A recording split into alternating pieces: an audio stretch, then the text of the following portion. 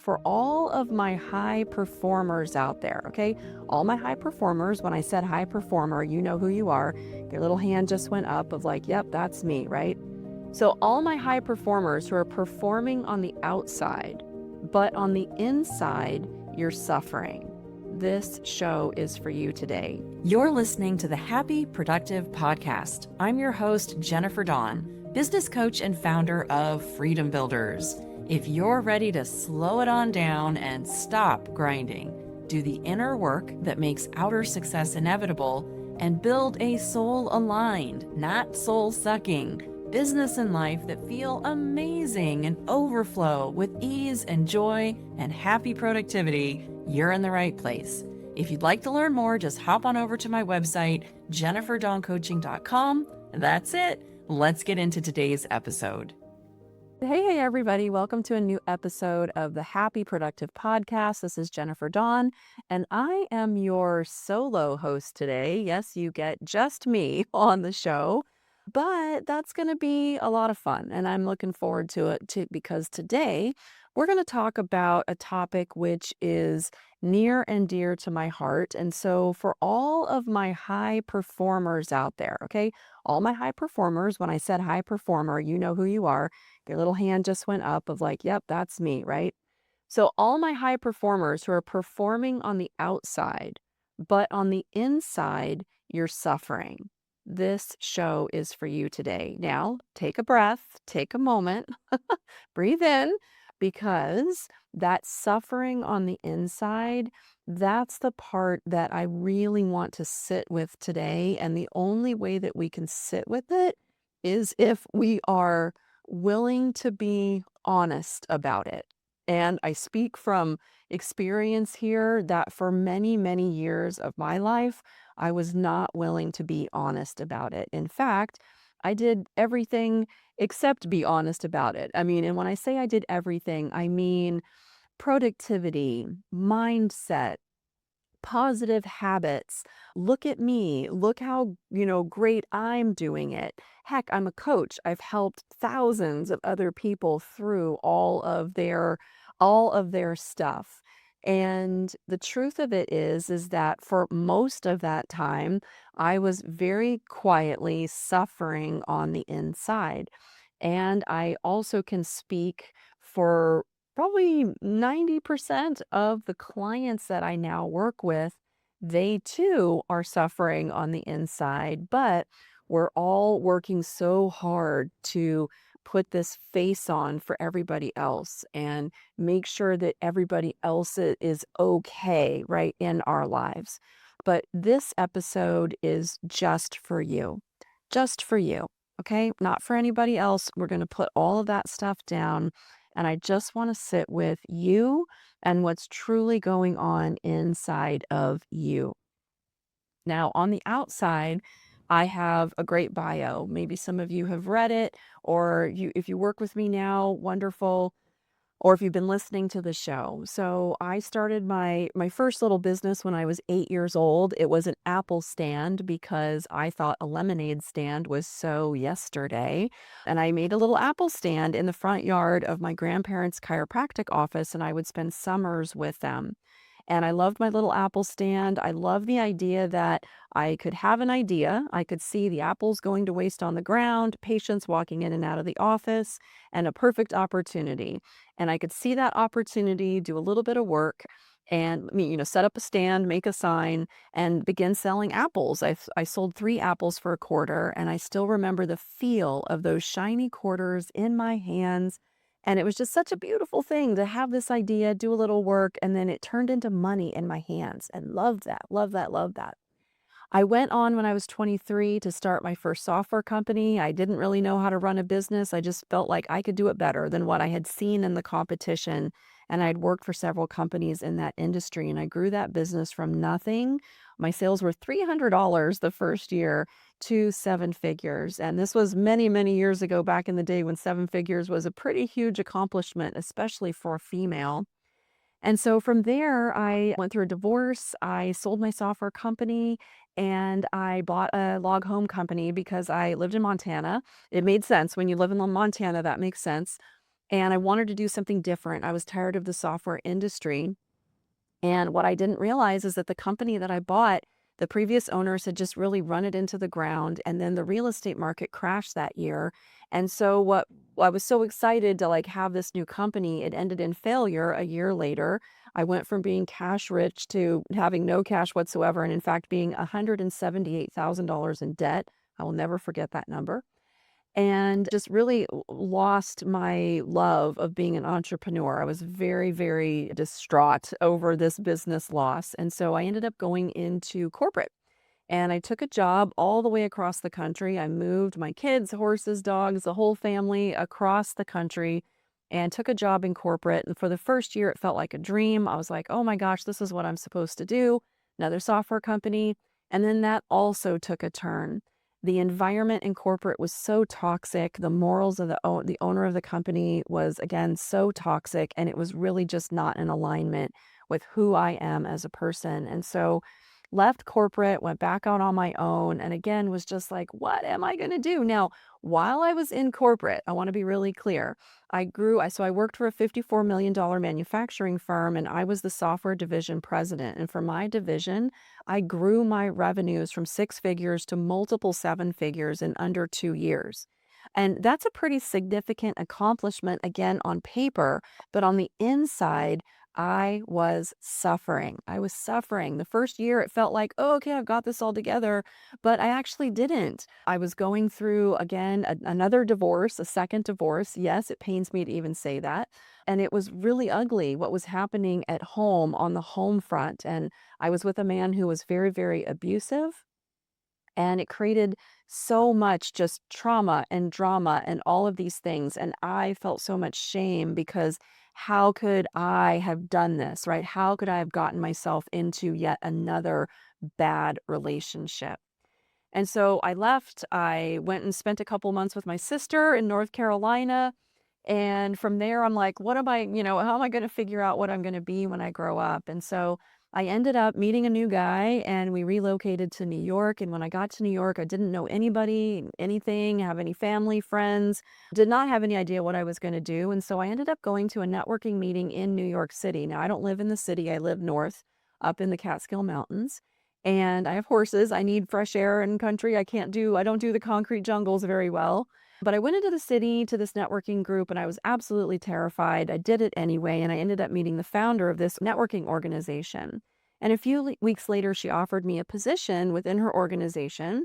And the agreement was I would have a small contract salary, but I would really have equity in the company because I was bringing a lot to the plate of my past experience in growing not one, but two businesses to seven figures, multiple seven figures, and doing that in corporate and doing it on my own. And so I was bringing a lot of experience to this group of entrepreneurs to help them and mentor them in their businesses. And I found such a love of coaching and mentoring in this space.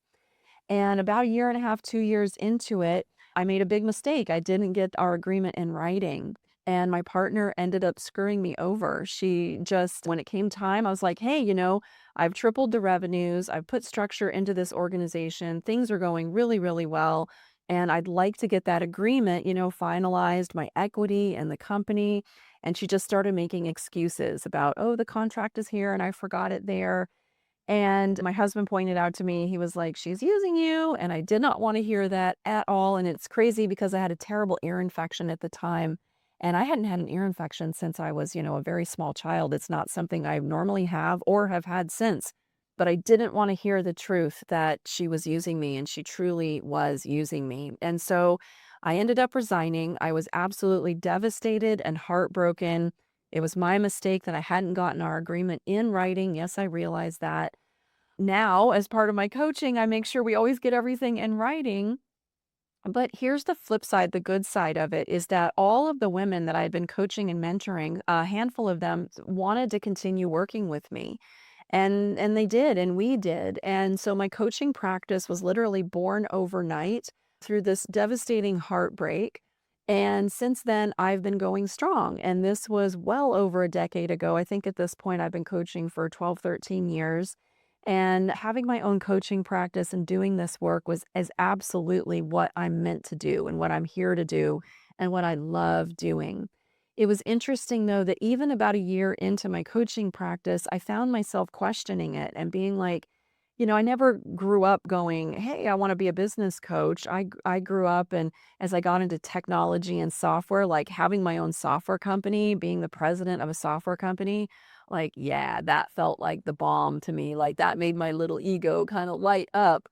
So the idea of, "Oh, I'm a coach, I'm a business coach," like that didn't really light me up that much in the beginning. And even though the work was coming, the money was coming, I really enjoyed the work. Being in the earlier organization gave me the courage to really coach and mentor, and I loved seeing my clients, these people, like, get really good results. But it was about a year in that I had to have a little heart to heart, a little coaching call with myself of like, "Jen, you know what? Coaching is what is presenting. And that's what's presenting. So let's go for it. Like, let's really and truly lean into it. Let's embrace it. And if you're going to be a coach, then by golly, go be the best coach that you can be." And from there, the business, of course, started taking off. And now we have crossed seven figures in this business. And it's just a beautiful thing to build a business from nothing. But let's go back. So I've got this pretty decent bio. The stats, women who grow seven-figure businesses, I think it's less than 2% is the actual statistic. So it's really an honor to be part of a small group of people who have done something, and I've done it more than once. Beautiful. But the flip side, the suffering that happened through all of that. I was going through obviously challenges in my marriages, divorces. I have three children, so I was raising children, sometimes all by myself. When I met the husband that my third and I said hopefully final husband that I'm currently married to, and we were fighting so much when we first got together, and he was very clear with me that we were not gonna make it if I did not go fix myself. And because of that, I started going to therapy. Now, I went to therapy just because I wanted to prove him wrong, if I'm being honest. I just wanted to prove him wrong. But I somehow the universe gifted me with this beautiful trauma therapist. And she was like, "Jennifer, what happened to you earlier on was significant and it was real and it mattered." And I worked with her for 4 years to go deep into myself and to really heal this trauma that I had from earlier in my childhood. And I'm gonna tell you guys that I survived it by minimizing it. The way I minimized it is I said, "It could have been worse, and I'm okay." And I pushed on. And that is literally how I survived my life. Now, the trauma that I'm talking about is my father was sexually abusive. I have a very early memory of him getting into the shower with me when I was 4 years old. I remember telling my mother, "Hey, daddy's getting in the shower with me." They got into a huge fight in the kitchen. I remember standing right there listening to them scream at each other. My dad said I was a liar, and my mother chose to believe him. And from that moment, I knew that I was not safe and that I was on my own. The sexual abuse continued for many years after that. My mother is deeply narcissistic, and I'm not saying that as a label. I'm just saying she truly is deeply narcissistic. And when you are raised with a parent who is narcissistic, it's very difficult for them to see you as your own person. Instead, what they see is an extension of themselves. And what that means is that if I did something good and I brought home a good grade and I said, "Hey, mom, look, I got a good grade," she would say, "Well, of course, that's because I'm so smart." So it's like it gets taken away from you and it becomes an extension of them. When you're raised with a narcissistic parent, what also can happen is that their needs come first, and you learn as a child to care for them and to put their needs first. And for me, I also learned to perform, to do really good, to do the chores, to take care of my younger sisters, to never complain, to never ask for anything for myself. If I did ask for something or I saw a truth and I spoke that truth and my mother didn't like it, that there was a side of her that would just lash out and emotionally eviscerate you. I don't know any other words to really describe it, that just cut you off at the knees. If you said something she didn't like or you asked for something for yourself, you were mean, you were selfish. When I was 10, I started working in my grandparents' chiropractic office over the summers, and I loved it so much. My grandmother and my grandfather were a light in my life, and my parents, thank you, would dump us at their house for 3 months over the summer on our summer breaks.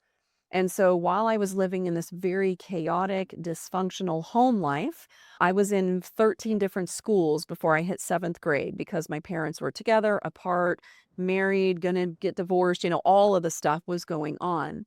And the father who raised me and who was abusive was not my actual biological father. My mother was pregnant with me before she met and married the father who raised me. And that father did not want me, did not fight for me, and even later in life, when I didn't know that I had a different biological father until I was 21, when one of my sisters found out and said, "Somebody better tell Jennifer, or I'm going to tell her." And so the family had to, cough up the secret, the family secret, that I had a different biological father. Later in life, I did locate him, but sadly, he did not still want to have anything to do with me or any kind of a relationship with me. And so that in itself is a very, very traumatic thing and a hard thing to know that your biological father didn't want you, didn't fight for you. Okay, but the trauma that I was raised in with the father who raised me, who was abusive, the narcissistic mother who did not protect me.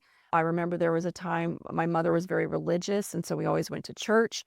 There was a moment where the church had found out that something had been going on. They slapped him on the wrist, sent him back into the family, said, don't do that anymore. So this show is not about to get into the gross details of it all, but just to share with you that yes, it could have been worse. And that's how I survived it truly was, it could have been worse. I've seen stories, I know you guys have seen and heard stories as well of far worse trauma than that. It's out there, it exists. I don't want to minimize any of those things. Men and women who have been to war, right? Veterans who have seen and felt and experienced horrible, horrible things. People who grow up in homes with poverty and abuse and neglect. I don't want to minimize any of that. What I do want to say is that the way that I survived how I was raised was by minimizing it. Because you too might be minimizing high performers. We love to minimize it and we do it to survive it. But now I've learned that I can actually hold two different truths simultaneously. It is true that what I grew up with could have been worse. Yes, that's true. But what I did grow up with and what was hard for me and my younger self, it was bad. It was horrible. It was terrifying. So for me and my life, it was something. And there's no way that I can fully clear that, heal that, and move on from that if I don't fully acknowledge it. Okay. So minimizing it wasn't acknowledging it, it was shoving it over here and distracting myself. So when I stop minimizing and I start really acknowledging, that's when I can now do something with it. And the other thing that's super important to mention is that all of the stuff that happened to me, I'm not blaming or judging or anything like that. It happened. It is what it is. Hurt people hurt people. And my parents definitely are very hurt people. They are people who are unwilling to do the inner work on themselves. They are unwilling to change. They're unwilling to have any kind of self awareness. And that's who they are. And that is, I've gotten to a place now where it's like, that's okay. They are not allowed to be in my life. And that's my boundary because I'm not going to have somebody in my life who will do a lot of harm and then not even try to make amends or work on themselves or make it better. Okay. But the reason that I want to share this is that earlier trauma, my system learned to survive it and deal with it in a certain way.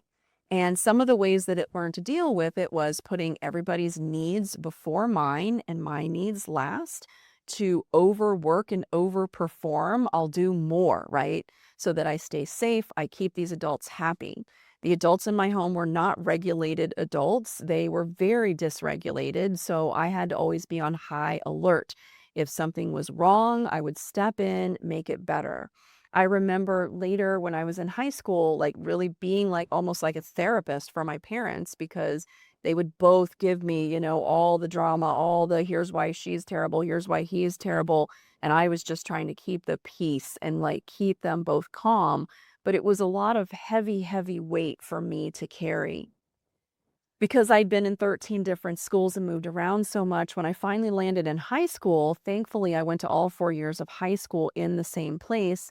I really didn't have a lot of friends because I stopped making friends. What was the point if you're gonna move every single year? I did make an amazing best friend, and in high school, her name was Shannon, and we were best, best, best friends. Unfortunately, she was hit in a hit and run car accident and was killed my sophomore year of high school, which was absolutely devastating for me. And the other thing that it did was in my system, I learned to equate love and connection with pain and danger. Because even though I loved my parents growing up, what they were doing and how they acted really caused me a lot of internal pain. And later in life, my very, very best friend, losing her, it was kind of like it felt so great to be connected and have a best friend. And then when she died, again, I was just devastated. So all of these things that I learned earlier on to overwork, perform, put myself last, to keep the room regulated, it's not that those are not good gifts and skills, but all of them manifest as you grow up and you start a business, and all of that stuff starts manifesting in your business. A few weeks ago, one of my dear clients who I've worked with for many, many years, he said to me, he said, "Jennifer, I think that my childhood traumas are showing up in my business." And I was like, yes. Yes, yes. And it's not that in coaching that we're here to sit with childhood trauma. That's what therapy is for. Please go find a really good therapist. I love a good therapist. They are such a game changer, okay? But in coaching, when we're looking at our business, sometimes we have to look deeper at how our system learned things from earlier on because it will manifest in business.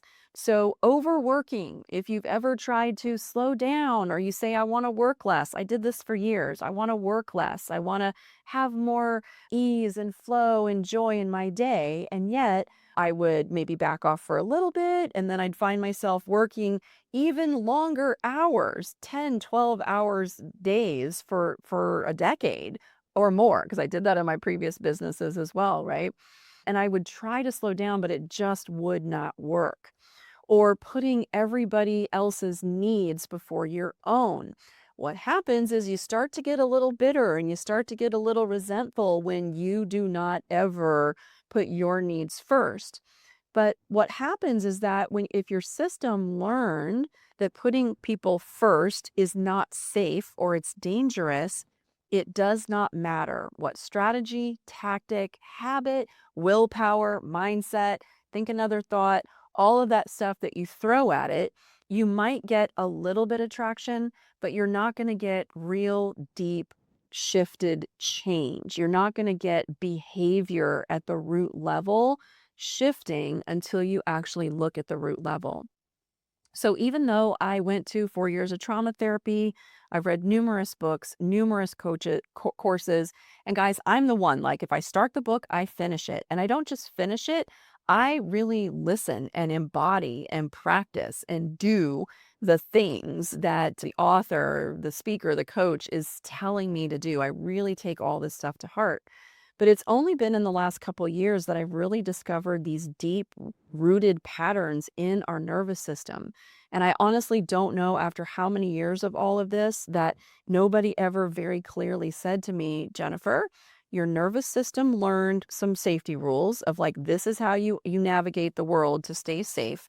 And those rules have been running the show the whole time. If I had known that, I would have spent millions of dollars better. I would probably not have been divorced twice. I would have not had all of the heartache that went along with that. I would not have attracted an abusive man into my life. I would not have suffered physical pain in my body that truthfully I'm still working through to process, release, and resolve.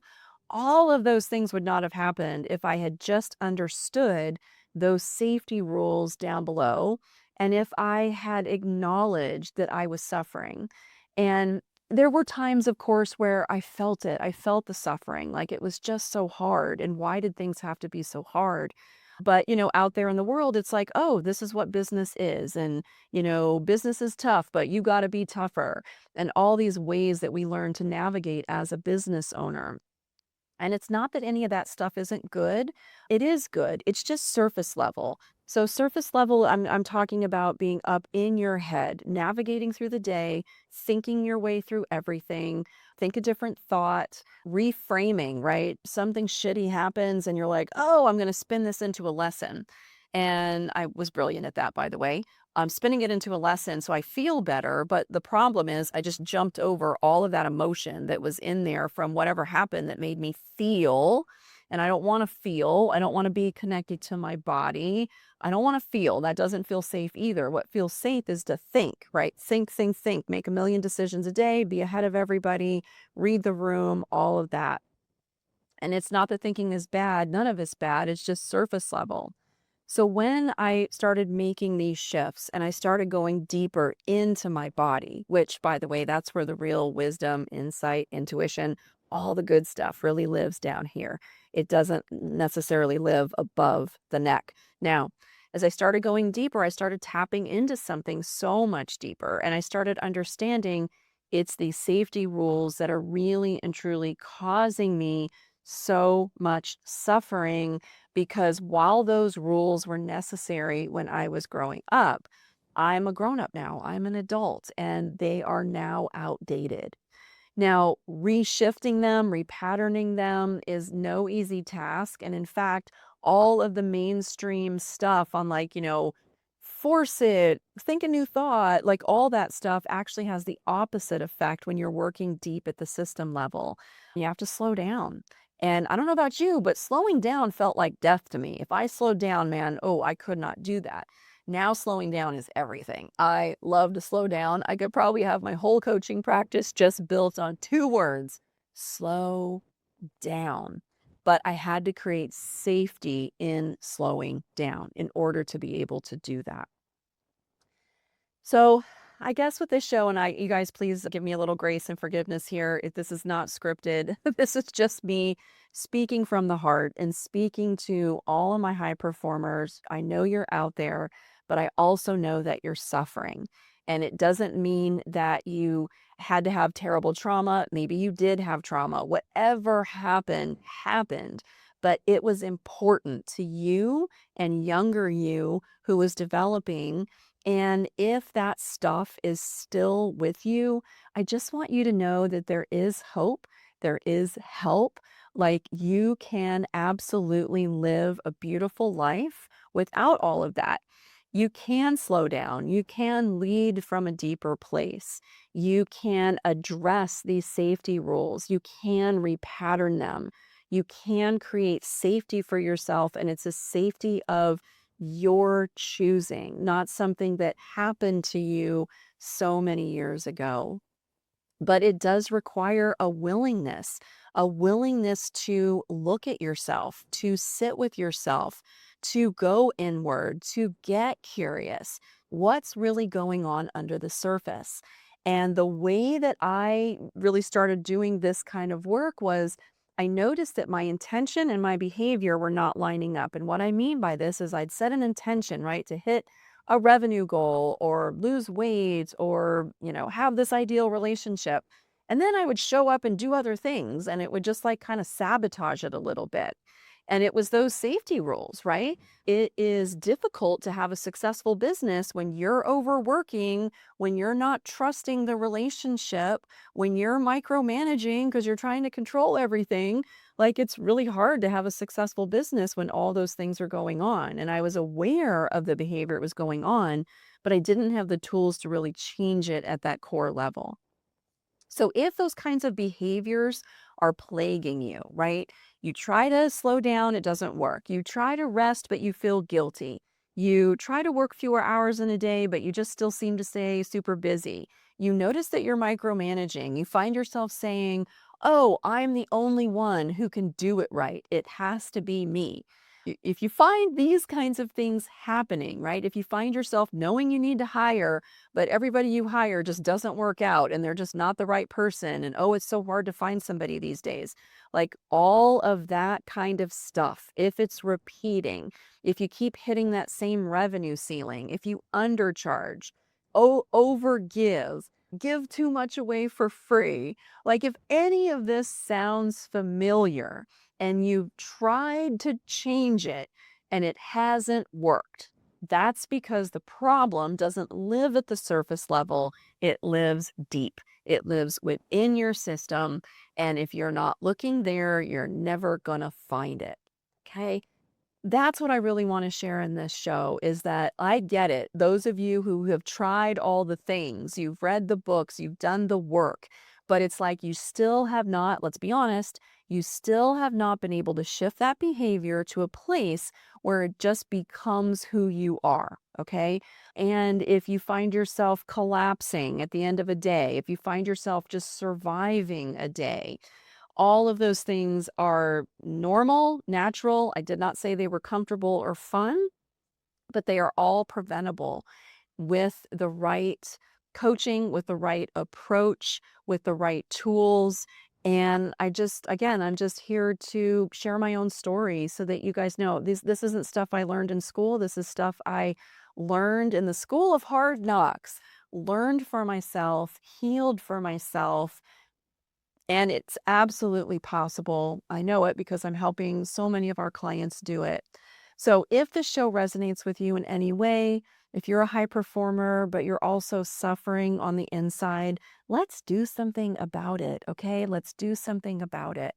Just hop on my website, jenniferdoncoaching.com. You can learn more about me there. You can schedule a connection call, talk with a senior coach on our team about what's really going on. And here's the beautiful thing. Here's why I love my coaching practice so much, because so many coaching practices don't go deep. You're in all the programs, the tactics, oh, this will fix everything, strategy. Sometimes it works, often it doesn't. Well, it's just because the foundation that you're building it on isn't the right foundation. So the beautiful thing with me and my team is that when we help you identify what's really going on at the deep level, we have amazing tools to help you shift it, loosen it, repattern it at the root level. Once you do that at the root level, all the strategy, the tactics, the mindset, make a new habit, all that stuff completely works. It fully lands, but it only lands on the right foundation underneath. So that's it for today's show. Thank you so much for being here with me. If something resonated within you, have some courage to just reach out. We don't do high pressure, crappy, gross sales. It is truly a conversation with a senior coach on my team to talk about where you are. If we can help you, we'll talk about what that looks like. If we can't, we'll do our very, very best to send you somewhere to somebody or someone that can help. But there is help. The last thing I want is for all my fellow high performers to suffer the way that I suffered for so many years. As I started discovering this work for myself, I knew I couldn't keep it a secret. That's why I'm talking about it here on the show. That's why I brought it into all my coaching, and the results I'm seeing are truly astounding. They're truly astounding. So if it resonates with you and you too would like to shift at the root, then give me a call. I would love to chat with you and see if I can help you. All right, that's it for today's show. Thank you so much for being here with me today. I know your time is precious. I take it very seriously. Now get out there and have a happy, productive day, y'all. Bye. If today's episode resonated with you, I'd love to have you join us inside Freedom Builders, my coaching community for entrepreneurs who are ready to slow it on down, do the inner work, and build soul-aligned businesses that are happy, productive. Everything you need is linked below in the description, or you can visit my website at jenniferdoncoaching.com. I hope to see you there.